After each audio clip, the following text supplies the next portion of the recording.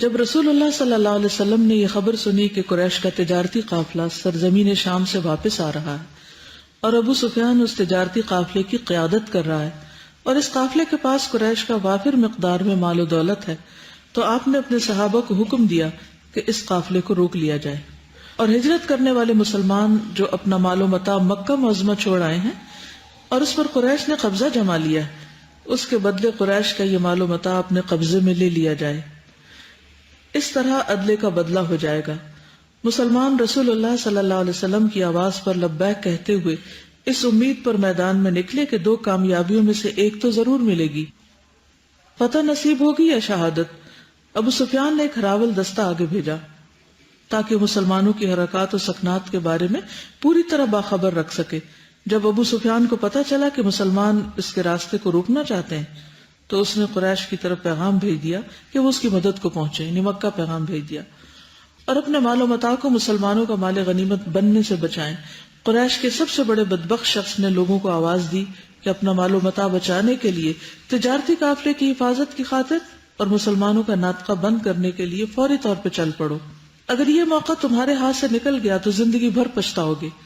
ابو سفیان نے صورتحال کی نزاکت کو دیکھتے ہوئے راستہ بدلا اور مسلمانوں کی گرفت سے بچتا ہوا مکہ معظمہ پہنچ گیا۔ سورۃ انفال میں اس کی تفصیل موجود ہے۔ جب قریش نے دیکھا کہ ان کا سارا مال ان تک پہنچ گیا ہے اور انہیں معمولی نوعیت کا بھی مالی نقصان اٹھانا نہیں پڑا، تو قریش نے برملا یہ کہنا شروع کر دیا کہ اب ہمیں مسلمانوں کے ساتھ جنگ کرنے کی ضرورت نہیں۔ لیکن ابو جہل کے سر پر جنگ کرنے کا بھوت سوار تھا، یعنی اس کو بہانا چاہیے تھا۔ اس نے پختہ ارادہ کر لیا کہ مسلمانوں کا کام تمام کر دیا جائے اور انہیں صفحہ ہستی سے مٹا دیا جائے۔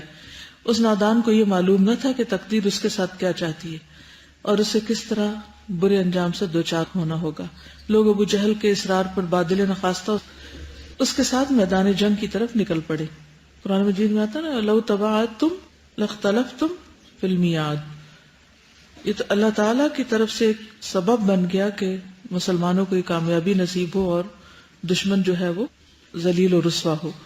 رسول اللہ صلی اللہ علیہ وسلم کو جب اس بات کا علم ہوا کہ قریش 1000 جنگجو افراد پر مشتمل لشکر کے ساتھ مسلمانوں کے ساتھ لڑنے کے لیے میدان بدر میں پہنچ چکے ہیں، تو رسول اللہ صلی اللہ علیہ وسلم 313 مسلمانوں کو ہمراہ لے کر میدان بدر کی طرف روانہ ہوئے۔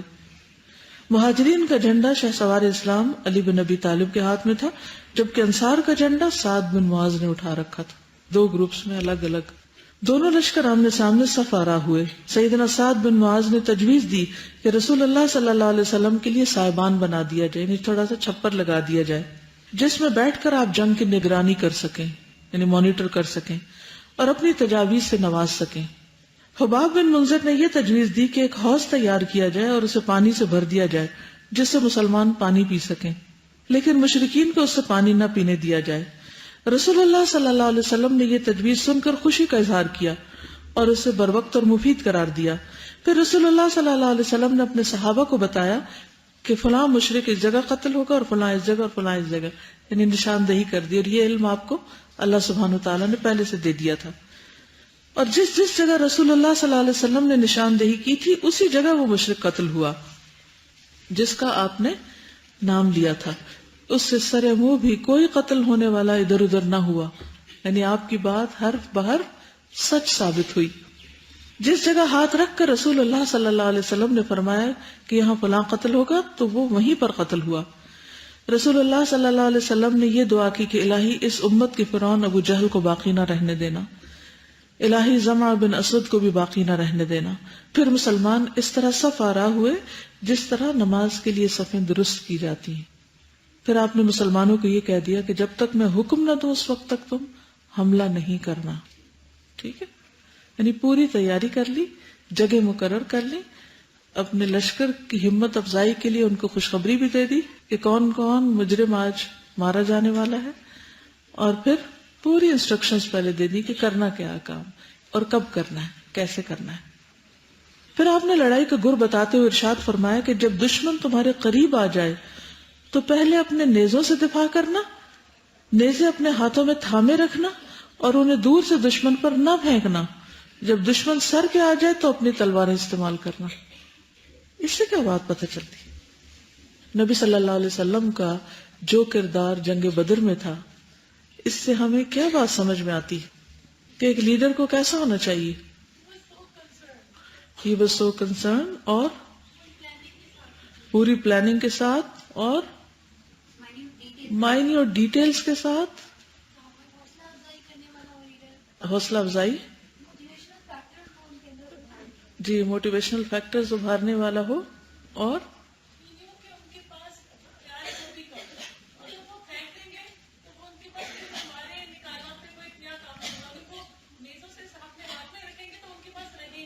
اب دیکھیں کہ جتنے چاہیں ہتھیار ہوں لیکن استعمال وہی کیے جائیں جس کی ضرورت ہے اور جب ضرورت ہے. مینز کو، ریسورسز کو یوز کرنے کے لیے اسٹریٹجیز اور ٹیکٹکس آنے چاہیے. اللہ پر توکل تو ہے، بھروسہ ہے، لیکن اس کے ساتھ ساتھ اپنی طرف سے پوری تیاری اور پوری پلاننگ. اور جی اس سے یہ بھی پتہ چلتا ہے کہ نبی صلی اللہ علیہ وسلم کتنے بہترین سپہ سالار تھے. ٹھیک ہے نا؟ جی ویری گڈ پوائنٹ، کہ مشکل سے مشکل وقت میں بھی کول مائنڈیڈ، ٹھنڈے دماغ سے پلاننگ بھی کرنا اور کام بھی کرنا.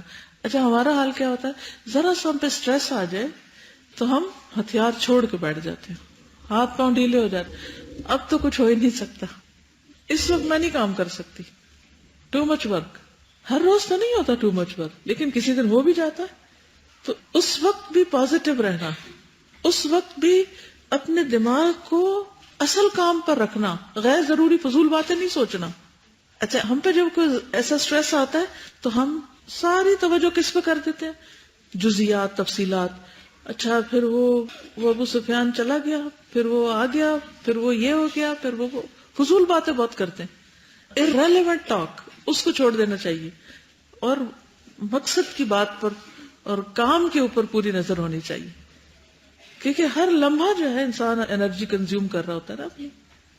اب اس میں آپ دیکھیے کہ پانی کا انتظام، نبی صلی اللہ علیہ وسلم کے لیے چھپر کا انتظام، صف بندی کی بات، نیزے کب استعمال کرنے ہیں اور تلواریں کب استعمال کرنی ہیں، اور پھر میدان جنگ کا نقشہ بتایا، اور پھر کہاں کون مارا جائے گا، اور پھر ساتھ دعا بھی کر رہے ہیں. اور خود کس میں مشغول ہو جاتے ہیں؟ یعنی آپ ہر موقع پر دعائیں کرتے نظر آتے ہیں، لیکن اس موقع پر جتنی آہوزاری اور جس شدت کے ساتھ آپ نے دعائیں کی شاید ہی کسی اور موقع پر ہو.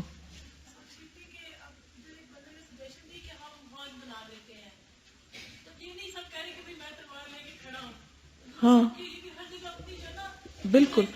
کوئی اچھا مشورہ کبھی بھی کسی بھی موقع پر دینے سے گریز نہیں کرنا چاہیے، کیونکہ کیا معلوم کہ اس کی وجہ سے کتنی خیر آگے بڑھے.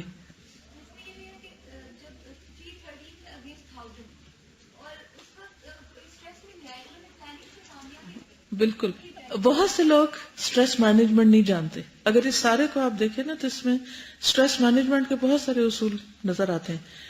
مثلا اگر کوئی ہمارے گھر کے دروازے پر بکس کا بنڈل چھوڑ دے اور ہم نے اس کو اندر رکھنا ہو گھر میں کہیں، تو یہ نہیں کرنا چاہیے کہ وہ اٹھا کر جگہ تلاش کرے، ادھر رکھیں کہ ادھر رکھیں کہ ادھر رکھیں ادھر رکھیں. پہلے یہ دیکھ لیں کہ جگہ کون سی، پھر ایک ہی دفعہ اٹھا کے وہاں سے وہاں رکھتے. سادہ یہ زبردست چیز، ایک جو پاور آف تھاٹ، اور اس سے جو 313 لوگ ہیں ان کو بتا دیا گیا یہ شخص یہاں پہ قتل ہوگا، یہ یہاں پہ قتل ہوگا. اور ایمان کی جو طاقت ہے اس کے ساتھ جو ہے وہ پھر وہی ہونا ہے. یعنی وہ تو اللہ تعالیٰ نے بتایا تھا، لیکن انہوں نے یہ جو نہیں ایمان، کہ اس میں تقدیر اور تدبیر کا بھی بہترین کمبینیشن نظر آتا ہے. یہ نہیں کہ اچھا ہو تو انہیں مرنا تو ہے ہی، ہاں، اور اللہ کے رسول صلی اللہ علیہ وسلم سچے رسول ہیں. بالکل. تو ہمیں اتنی پریشانی کی کیا ضرورت ہے کہ کس وقت نیزہ استعمال کریں اور کس وقت تلوار؟ ہونا تو ہے ہی، ہو جائے گا. سب کا استاذہ پھر وہ فوکس ہوگا کہ اس نے ادھر ہی قتل ہونا ہے، تو مطلب کتنی جوش اور جذبے کے ساتھ ان کو گول سامنے نظر آ رہے ہیں. ہاں کہ مجھے یہ ختم ہوں گے، یہ کام میں کیوں نہ کروں. اور اس میں یہ کہ عبداللہ بن مسعود اور دو بھائی تھے نا، معاذ اور معبس، انہوں نے کہا کہ ابو جہل کون ہے. اب نبی صلی اللہ علیہ وسلم جب بتا دیا کہ وہ یہاں مارے جائے گا، تو انہوں نے اپنے لیے، جو ینگسٹ تھے ایک طرح سے وہاں، انہوں نے اپنے لیے گول رکھ لیا کہ وہ کام ہم نے کرنا ہے، اور اس کے لیے پتا کر لیا کہ اچھا کون ہے، کہاں ہے، تاکہ جا کے ہم خبر لیں اس کی.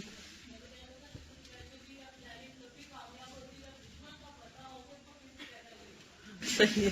یہ بھی پلاننگ کا حصہ ہے کہ جس سے مقابلہ ہے اس کا بھی پتہ ہو. اصل بات یہ ہے کہ اگر مقصد پتہ ہے نا تو پھر یہ سب چیزیں سمجھ آتی.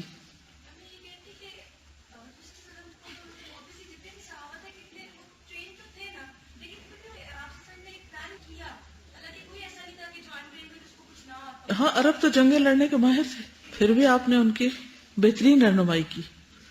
راوی بیان کرتا ہے سب سے پہلے عتبہ بن ربیعہ، اس کا بھائی شیبہ بن ربیعہ اور بیٹا ولید بن عتبہ کھل کر سامنے آئے. کہنے لگے ہمارے مقابلے میں کون نکلے گا؟ انصار کے 6 نوجوان آگے بڑھے. عتبہ نے کہا ہم ان سے مقابلہ کرنا نہیں چاہتے، ہمارے مقابلے میں ہمارے جوڑ کے جنگجو آئے، یعنی مہاجرین میں سے آئے. بنو عبد المطلب قبیلے کے جوان ہمارے مقابلے میں آئے. رسول اللہ صلی اللہ علیہ وسلم فرمایا اے علی تم اٹھو، اے حمزہ تم اٹھو، اے عبادہ بن حارث بن عبد المطلب تم اٹھو، یعنی اپنے خاندان کے لوگوں کو اٹھایا. جب تینوں اٹھ کھڑے ہوئے اور وہ قریش کے شہ سواروں کے قریب آئے، انہوں نے پوچھا تم کون ہو؟ انہوں نے بتایا ہم عبیدہ، حمزہ اور علی ہیں.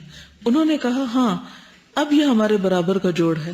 اللہ کا کرنا یہ ہوا کہ عتبہ، شیبہ اور ولید تینوں قتل ہو گئے. عبیدہ بن حارث میدان میں نکلے، ان کے مقابلے میں عتبہ آگے بڑھا. دونوں نے ایک دوسرے پر تلوار کا وار کیا جس سے دونوں زخمی ہو گئے. حمزہ اور علی نے عتبہ پر یک بارگی وار کیا جس سے وہ قتل ہو کر زمین پہ گر گیا. دونوں نے اپنے ساتھی عبیدہ بن حارث کو اٹھایا اور لشکر اسلام کے پیچھے لے گئے. ان کی ایک ٹانگ اس جنگ میں کٹ گئی تھی. پھر گھمسان کا رن پڑا اور مار کا آرائی کی چکی گھومی. مسلمانوں نے بہادری کے جوہر دکھلائے اور اللہ تعالیٰ اور دین کے دشمنوں کے مقابلے میں ہمت، جرأت اور شجاعت کا بھرپور مظاہرہ کیا. رسول اللہ صلی اللہ علیہ وسلم اللہ تعالیٰ سے گریہ وزاری کر رہے تھے اور اللہ تعالیٰ سے فتح کے وعدے کو پورا کرنے کا مطالبہ کر رہے تھے. اللہ سبحانہ وتعالیٰ سے یہ امید کر رہے تھے کہ وہ مسلمانوں کو کامیابی سے ہمکنار کرے. سیدنا ابو بکر صدیق رسول اللہ صلی اللہ علیہ وسلم کی اللہ تعالیٰ کے حضور گریہ وزاری اور مسلمانوں کی مدد طلب کرنے کے لیے آہوزاری کی رقت آمیز کیفیت کو دیکھ کر گھبرا گئے تھے. امام بخاری عبداللہ بن عباس سے بیان کرتے ہیں کہ رسول اللہ صلی اللہ علیہ وسلم نے جنگ بدر کے دوران میں یہ دعا کی اللہم انی انشدک عہدک و وعدک اللہم ان تشاء لا تعبد بعد اليوم.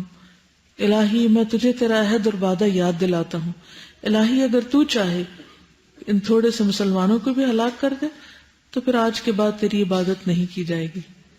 یہ بھی دعا کا ایک طریقہ ہے، یہ بھی اللہ سے بات کرنے کا ایک سلیقہ ہے. رسول اللہ صلی اللہ علیہ وسلم نے کبھی دعا میں صرف اللہ کی حمد و ثنا بیان کی ہے، کبھی جو چیز مانگنے کی ہے اسے بعض الفاظ میں مانگا ہے، اور کبھی اللہ کی رحمت کو کچھ اور الفاظ سے جوش دلایا ہے. اصل میں ہم جب دین پر عمل کرتے ہیں نا تو اتنے زیادہ ایک خانے میں بند ہو جاتے ہیں کہ مخصوص طریقے سے میتھمیٹکس کے سوال حل کرتے ہیں، بس کہ یہ وقت ہے، یہ حکم ہے، بس یہ کرنا ہے، یہ کرنا ہے، یہ کرنا. اس سے آگے اللہ تعالیٰ سے ایک محبت کا تعلق اور ایک جیتا جاگتا تعلق. ایک ہوتا ہے ڈیڈ ریلیشن شپ اور ایک ہوتا ہے لائیو ریلیشن شپ. لائیو ریلیشن شپ کب ہوتا ہے؟ کسی کے ساتھ بھی زندہ تعلق کب ہوتا ہے؟ ہاں بتائیے. جب آپ کمیونیکیشن رکھتے ہیں اور موقع کی مناسبت سے، حالات کے مطابق. آپ میں سے کسی کا کسی سے بہت اچھا ریلیشن شپ ہے، یہاں نہیں، گھر میں یا کہیں بھی؟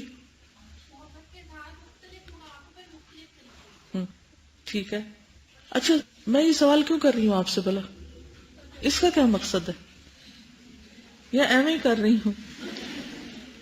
ہاں میں یہ چاہتی ہوں کہ ہمارا اللہ تعالی سے ایک جیتا جاگتا تعلق ہو جائے، صحیح والا تعلق ہو جائے، اور ہم صرف ایک رٹے رٹائے انداز میں اللہ تعالیٰ سے صرف دعائیں کرنے والے نہ ہوں کہ بس ایک اٹھے ہیں اور دھیان کہیں ہے اور منہ سے کچھ بول رہے ہیں اور بس اللہ کو یاد کر رہے ہیں.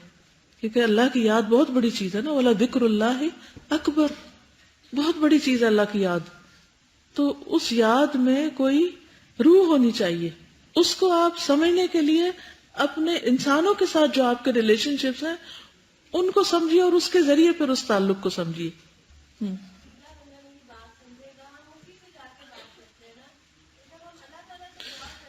بالکل، یعنی جو ہماری بات سب سے زیادہ سمجھے اور جس پر ہمیں اعتماد ہو کہ وہ ہمیں غلط نہیں سمجھے گا، مس انڈرسٹینڈ نہیں کرے گا تو پھر آپ اپنے دل کی بات کہہ سکتے ہیں. ورنہ جس کے بارے میں آپ کو پتا ہوگا کہ یہ تو غلط فہمی کا شکار ہو جائے گا، میں نے کچھ کہہ دیا تو آپ نہ اس کے ساتھ مذاق کر سکتے ہیں، نہ آپ اس کے ساتھ کوئی شکوہ کر سکتے ہیں، کیونکہ وہ ہر چیز کو مائنڈ کرتا ہے.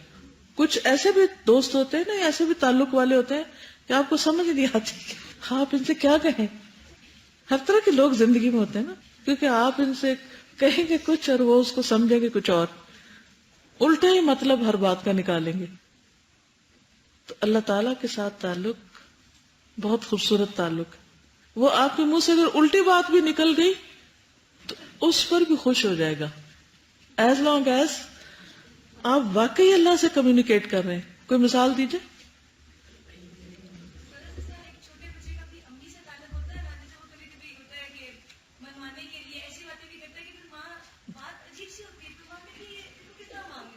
اپنے بہن بھائیوں کو دیکھیے اور اپنے بچوں کو دیکھیے، آپ دیکھیں گے کہ ہر بچے کا آپ کے ساتھ تعلق، ہر بہن بھائی کا آپ کے ساتھ تعلق کا لیول فرق ہے یا نہیں.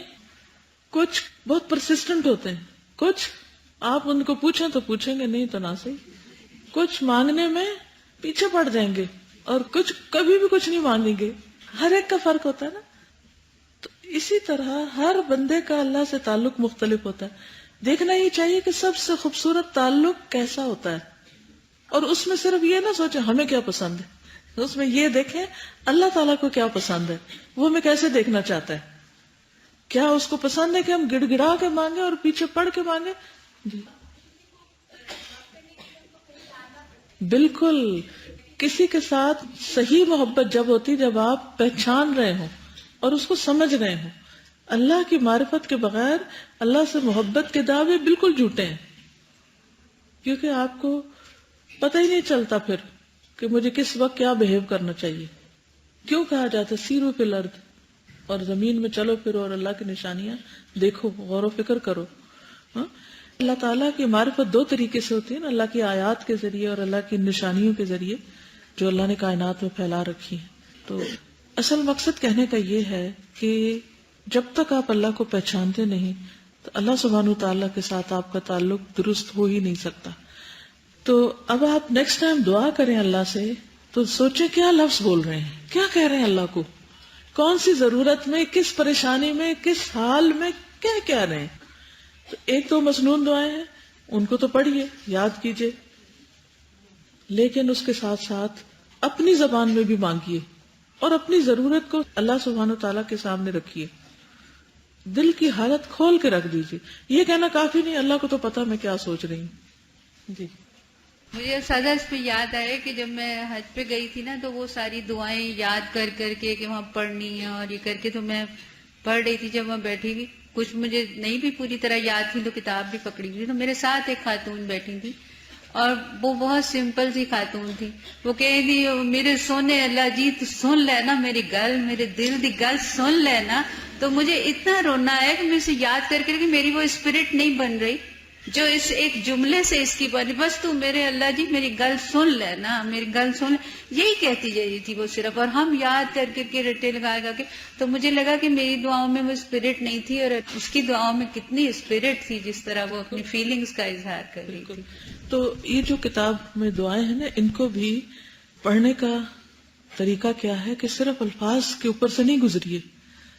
اکثر سفر میں میری کوشش ہوتی کہ میں یہ ساری پڑھ لوں، مانگ لوں، کیونکہ دعائیں قبول ہوتی. تو پھر میں رک جاتی ہوں اس دعا کے اوپر، پھر غور کرتی ہوں، پھر آگے جاتی ہوں، پھر پیچھے آتی ہوں.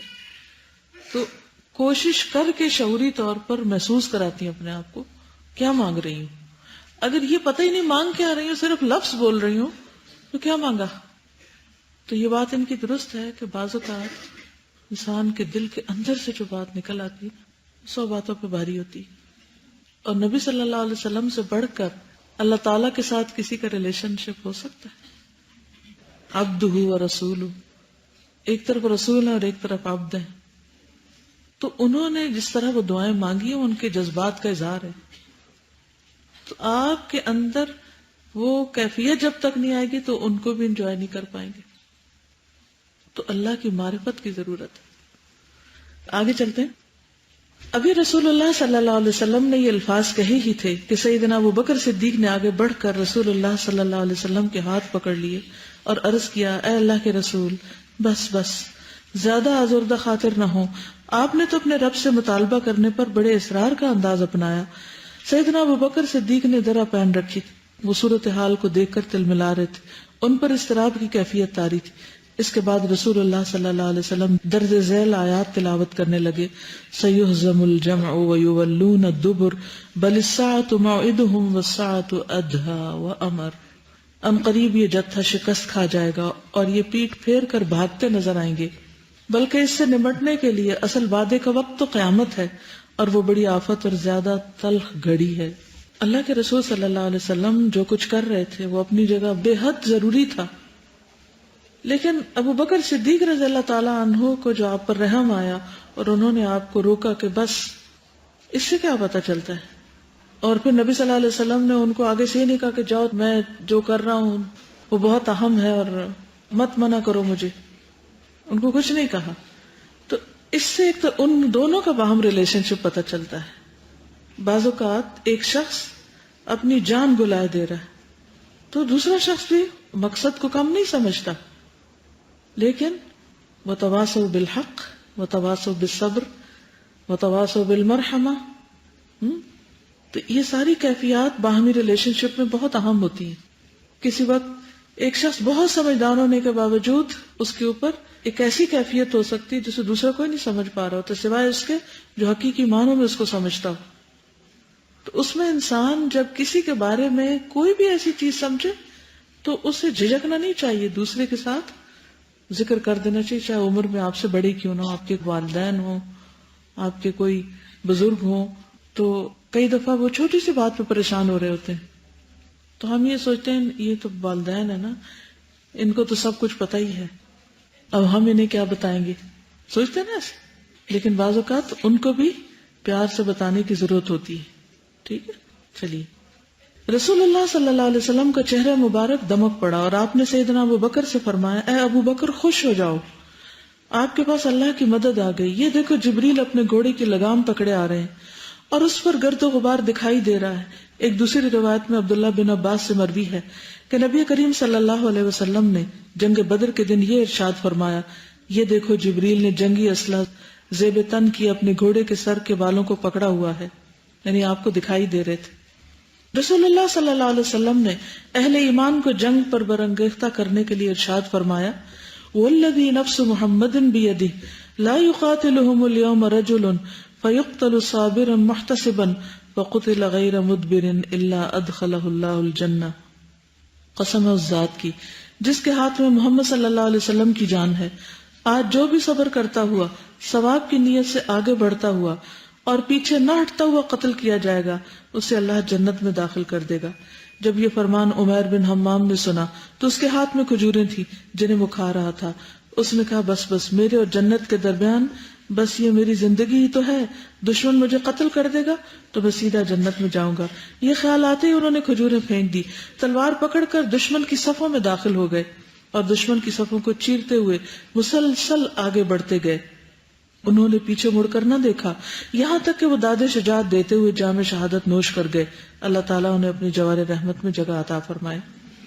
سیدنا انس بن مالک فرماتے ہیں کہ رسول اللہ صلی اللہ علیہ وسلم نے بسیسہ نامی شخص کو جاسوسی کے فرائض سر انجام دینے کے لیے بھیجا تاکہ وہ ابو سفیان کے تجارتی قافلے پہ نظر رکھے۔ انس بیان کرتے ہیں کہ جس وقت میں گھر آیا اس وقت گھر میں میرے اور رسول اللہ صلی اللہ علیہ وسلم کے علاوہ کوئی نہ تھا۔ اس نے رسول اللہ صلی اللہ علیہ وسلم کو تجارتی قافلے کی صورتحال سے آگاہ کیا۔ اس کے بعد رسول اللہ صلی اللہ علیہ وسلم نے یہ اعلان کیا کہ جس کے پاس سواری کا بندوبست ہے وہ ہمارے ساتھ اپنی سواری پر سوار ہو کر چلے۔ رسول اللہ صلی اللہ علیہ وسلم اپنے صحابہ کو اپنے ساتھ لے کر مشرکین سے پہلے میدان بدر میں پہنچ گئے اور آپ نے اپنے تمام صحابہ سے یہ فرما دیا، میرے پیچھے رہنا، تم میں سے کوئی آگے نہ بڑھے۔ جب مشرکین قریب آ گئے تو رسول اللہ صلی اللہ علیہ وسلم نے فرمایا، قوموا الی جنت عرضها السماوات والارض، اس جنت کی طرف اٹھو جس کی چوڑائی آسمانوں اور زمین کے برابر ہے۔ عمیر بن حمام انصاری نے عرض کیا، اے اللہ کے رسول، واقعی جنت کی چوڑائی آسمان اور زمین کے برابر ہے؟ واقعی؟ آپ نے فرمایا ہاں. تو انہوں نے کہا بخن بخن. تو پھر تو مسئلہ ہی کچھ نہیں، یعنی کہ جسے ہم کہتے ہیں واہ واہ، اتنی بڑی جنت. اس سے بھی یہ پتہ چلتا ہے کہ کس طرح نبی صلی اللہ علیہ وسلم نے اپنے ساتھیوں کو ساتھ ساتھ انسٹرکشن دی اور کس طرح موٹیویٹ کیا. انہیں یہ نہیں کہا کہ میدان جنگ کی طرف چلو، انہیں کیا کہا قوموا الی جنت، جنت کی طرف چلو. اسی لیے 313 کے اندر اتنا بڑا جذبہ آ گیا کہ وسائل کم بھی ہوں لیکن جذبے بلند ہوں تو پھر کیا ہوتا ہے. اور بعض اوقات وسائل بہت زیادہ ہوں لیکن کوئی اسپرٹ ہی نہ ہو لوگوں میں. اس دفعہ میں کہیں پر تھی تو کسی جگہ کو میں نے وزٹ کیا تو میں نے کہا یہ تو بہت جگہ ہے، یہاں اور کلاسز شروع ہونی چاہیے. تو بہرحال ایک اسٹوڈنٹ کی جو ذمہ داری ہے ان کی میل آئی، کہنے لگی کہ آپ کا کیا خیال ہے کہ ایک اور کلاس شروع کرنا بہتر ہے یا پھر پہلے سٹاف کو بہت اچھی طرح ٹرین کیا جائے. obviously دونوں چیزیں ضروری ہیں لیکن ہم صرف ایک چیز کو دیکھتے دوسری کو نہیں دیکھتے. وہ کس طرح کہ ہم سوچتے ہیں آئیڈیل سچویشن اور پریکٹیکل کو نہیں دیکھتے. ایک اور جگہ میرے جانا ہوا تو وہاں انہوں نے کہا کہ ہم سے کام ہینڈل نہیں ہوتا، سٹاف بہت کم ہے. میں نے کہا وہ کیسے، اتنے لوگ ہیں اور یہ سٹاف ہے. میں نے کہا کہ مجھے اچھی طرح یاد ہے کہ جب دبئی میں کلاس شروع ہوئی تھی پہلا بیچ، تو ہماری 5th بیچ کی ایک اسٹوڈنٹ سعدیہ کے والد کی وہاں پر ٹرانسفر ہو گئی تھی تو ان کے حوالے میں کلاس کر کے آئی تھی. دورہ قرآن میں نے 2002 میں کیا تھا تو ان کے حوالے کی تھی کلاس، اور پوری کلاس کو اس واحد بچی نے انٹرٹین کیا تھا. بیچ بیچ میں کوئی نہ کوئی جاتا رہا، کوئی تھوڑا بہت ہیلپ کی، لیکن ایک بندے نے پوری برانچ ہینڈل کی، پوری کلاس اور سب کچھ. اور ماشاءاللہ جو اسٹوڈنٹس اس نے اس وقت نکالے آج بھی دیکھ کے دل خوش ہوتا ہے. اتنے بہترین طریقے سے وہ اب تک لگے ہوئے ہیں جان مار مار کے. اب کیونکہ ڈیلی تقریباً میرے پروگرام تھے، صبح بھی شام بھی، نیو مسلمز میں بھی، مختلف جگہوں پر. تو میں سوچتی ہوں اسے ایک بچی کی قربانی ہے نا، اللہ نے اس کا پھل دیا ہے اس کو. وہ بچیاں جو اس نے تیار کی وہ آج تک مختلف کاموں میں لگی ہوئی. تو یہ ایک حقیقت ہے کہ ہمیں کبھی یہ نہیں سوچنا چاہیے ہم تو ایک ہیں، ہم کیا کر سکتے ہیں، ہم تو غیر ملک میں، ہمارے پاس ریسورسز نہیں ہیں، ہمارے پاس تو وہ سارا سیٹ اپ نہیں ہے. نہیں، اگر آپ میں جذبہ ہے اور 313 والی بات یاد ہے تو کبھی آپ وسائل کی کمی کا رونا نہیں رو سکتے. وسائل کی کمی رکاوٹ نہیں ہوتی، جذبوں کی کمی رکاوٹ ہوتی. کبھی آپ اسی وقت کے ساتھ بہت کچھ کر لیتے ہیں لیکن کبھی آپ جب شیطان آپ پہ غالب آتا ہے تو سب کچھ ہوتے ہوئے بھی کسی کام میں برکت نہیں ہوتی، کہیں بھی نہیں جا کے کھڑے ہوتے، یا پھر غیر ضروری چیزوں میں لگ جاتے ہیں اور وقت ضائع کرنے لگتے ہیں اور یہی رونا روتے رہتے ہیں، یہ نہیں ہے وہ نہیں ہے وہ نہیں. تو جب انسان کے اندر ناشکری آ جاتی ہے تو نعمتیں چھن جاتی ہیں اور زندگی سے اور وقت سے برکت اٹھ جاتی ہے. تو اس لیے بہت ضروری ہے کہ ہم اللہ کے اوپر بھروسہ کریں. جو ہمارے پاس ہے وسائل ان کو تو استعمال کریں، لیکن اگر ہے ہی کم تو پھر کیا نہ کریں کام. کیا ہم اس انتظار میں بیٹھے رہیں کہ ہر چیز بہت اچھی ہو جائے گی پھر ہم کچھ کریں گے؟ وہ تو پتہ نہیں ہم ہی نہ دنیا سے چلے جائیں اور وہ وقت ہی نہ ملے پھر کیا بنے گا. تو یہ جذبہ تھا. اب دیکھیے کہ ایک ایک صحابی کے اندر کیا جذبہ ہے. اچھا کھجوریں کھانے میں تو بڑا ٹائم لگ جائے گا، میں جلدی پہنچوں اپنے کام پہ. ہم میں سے کتنے لوگ یہ سوچتے ہیں جب وہ کھانا کھاتے ہوئے اور طویل وقت اس میں گزار کے اپنا فرض جو ہے اس کو مؤخر کر دیتے ہیں، اس میں سستی کر جاتے ہیں. رسول اللہ صلی اللہ علیہ وسلم نے پوچھا بھائی بخ بخ کیوں کہتے ہو؟ انہوں نے عرض کیا اللہ کے رسول میرے دل کی تمنا ہے کہ میں جنت میں جاؤں. آپ نے فرمایا تو جنتی ہے. انہوں نے اپنے تھیلے سے کھجوریں نکال کے کھانا شروع کی. پھر کہا اگر میں کھجوریں کھاتا رہا تو زندگی لمبی ہو جائے گی، بہت وقت نکل جائے گا. یہ خیال آتا ہی ہاتھ میں پکڑی کھجوریں پھینک دی، تلوار پکڑی اور یہ رزمیاں اشعار کہتے ہوئے دشمن کی صفوں میں گھس گئے.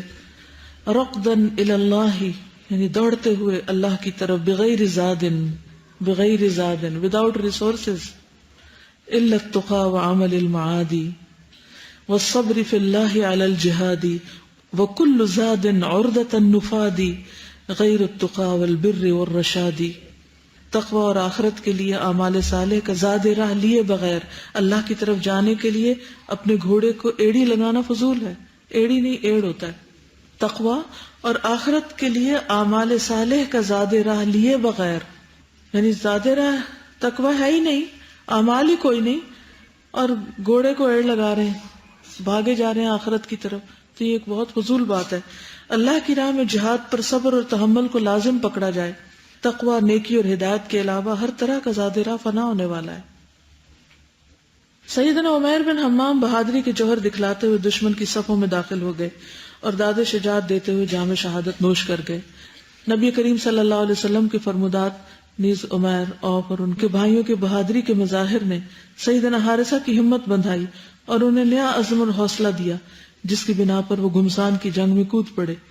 بہادری اور جواں مردی کے حیرت انگیز کارنامے سر انجام دیے اور اللہ ذوالجلال کے ساتھ کیے گئے وعدے کو پورا کیا، اور وہ بہادر کی موت مرے. تلواروں کی جھنکار رک گئی. ابو جہل، امیہ بن خلف اور باقی احمق مشرکین کے قتل ہونے کی وجہ سے لڑائی کا نتیجہ واضح ہو گیا. اللہ کا لشکر فتح و نصرت کے جھنڈے لہراتا ہوا مدینہ کی طرف پلٹا. جنگ سے واپس آنے والوں کے اہل خانہ نے ان کا استقبال کیا.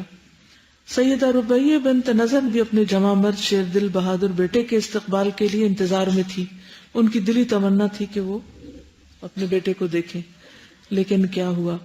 ربیہ بنت نصر کے افسردہ ہونے اور انتظار بسیار کی بنا پر میدان جنگ سے واپس آنے والے شخص کے دل میں رحم آ گیا.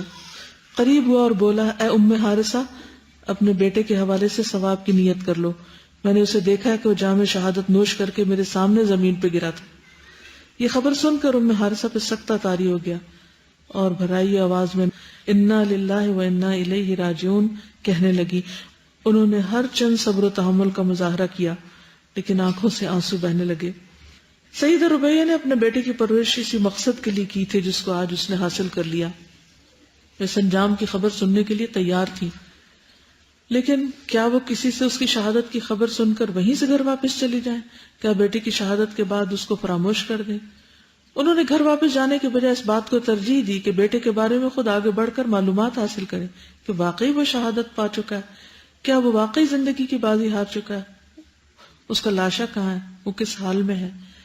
رسول اللہ صلی اللہ علیہ وسلم کے علاوہ اس کا شافی جواب کون دے، اور کون اس کے اضطراب کو سکون کا روپ دے، اور کون اس کے خوف کو امن کا لبادہ پہنائے. سیدنا انس فرماتے ہیں کہ جنگ بدر میں حارثہ کو شہید کر دیا گیا جبکہ ابھی وہ لڑکپن کی عمر میں تھے. ان کی والدہ نبی صلی اللہ علیہ وسلم کی خدمت میں حاضر ہوئی. عرض کیا، اللہ کے رسول، آپ حارثہ کے بارے میں جانتے ہیں؟ وہ میرا بیٹا مجھے کتنا عزیز تھا. میرا شوہر فوت ہو چکا تھا اور ایک ہی بیٹا تھا. اگر وہ جنت میں ہے تو میں صبر کر لیتی ہوں اور اجر و ثواب کی نیت کر لیتی ہوں، اور اگر کوئی دوسری صورت ہے تو بتائیے میں کیا کروں. رسول اللہ صلی اللہ علیہ وسلم نے انہیں تسلی دیتے ہوئے فرمایا، غم نہ کرو، جنت کوئی ایک ہی نہیں بلکہ جنتیں بہت سی ہیں، اور تیرا بیٹا جنت الفردوس میں ہے. رسول اللہ صلی اللہ علیہ وسلم کا جواب سیدہ ربیہ کے لیے ٹھنڈک اور سلامتی والا ثابت ہوا. انہوں نے اپنے بیٹے حارثہ کے بہتر انجام پر اللہ تعالیٰ کی تعریف کی اور اپنی جگر گوشے کی اللہ کی راہ میں سخاوت کر کے اپنے گھر کو واپس آئیں. تھوڑے عرصے بعد سیدہ ربیہ کا ایک خاتون کے ساتھ جھگڑا ہوا. ربیہ نے اس عورت کا دانت توڑ دیا. اس عورت کے گھر والے رسول اللہ صلی اللہ علیہ وسلم کی خدمت میں حاضر ہوئے. انہوں نے شکایت کی کہ سیدہ ربیہ نے ہماری خاتون کا دانت توڑا ہے. ربیہ اور ان کا بھائی انس بن نضر نبی کریم صلی اللہ علیہ وسلم کی خدمت میں حاضر ہوئے. رسول اللہ صلی اللہ علیہ وسلم نے فرمایا، اس زیادتی کا بدلہ دینا ہوگا. آپ نے یہ نہیں کہا کہ تو نے اپنا بیٹا دیا تھا لہذا آج تم سے کوئی انتقام نہیں لیا جائے گا یا بدلہ نہیں لیا جائے گا.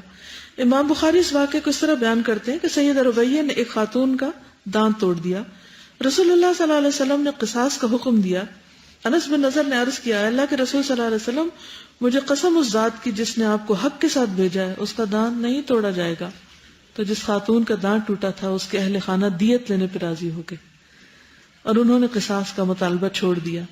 رسول اللہ صلی اللہ علیہ وسلم نے فرمایا، ان من عباد اللہ من لو اقسم علی اللہ لابرہ. بلا شبہ اللہ کے بندوں میں سے کوئی ایسا بھی ہوتا ہے کہ اگر وہ اللہ پہ قسم ڈال دے تو اس کی لاج رکھ لیتا ہے.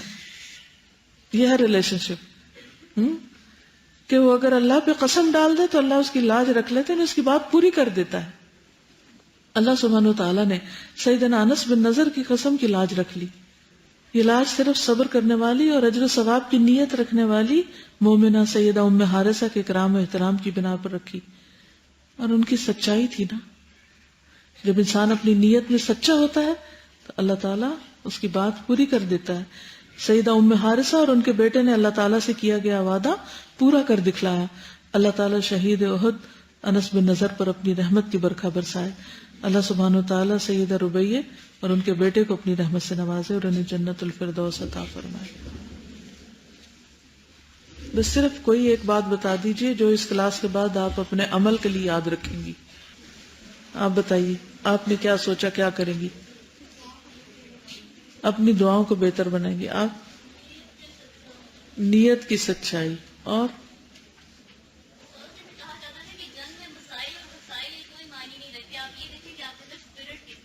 بالکل جنگ میں مسائل اور وسائل کی اہمیت نہیں رکھتے تو آپ کی بھی کسی سے جنگ ہے کہ کوئی نہیں؟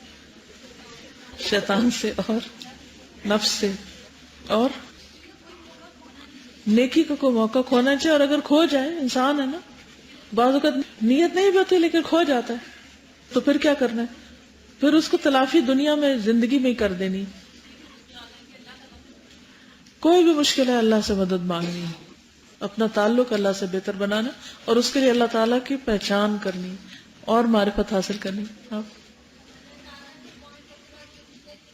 اللہ سے دعا کرتے ہوئے جھجکنا نہیں, ٹھیک؟ اوکے, جزاکم اللہ خیرا. سبحانک اللہم و بحمدک, اشہد ان لا الہ الا انت, استغفرک و اتوب الیک. السلام علیکم و رحمۃ اللہ وبرکاتہ.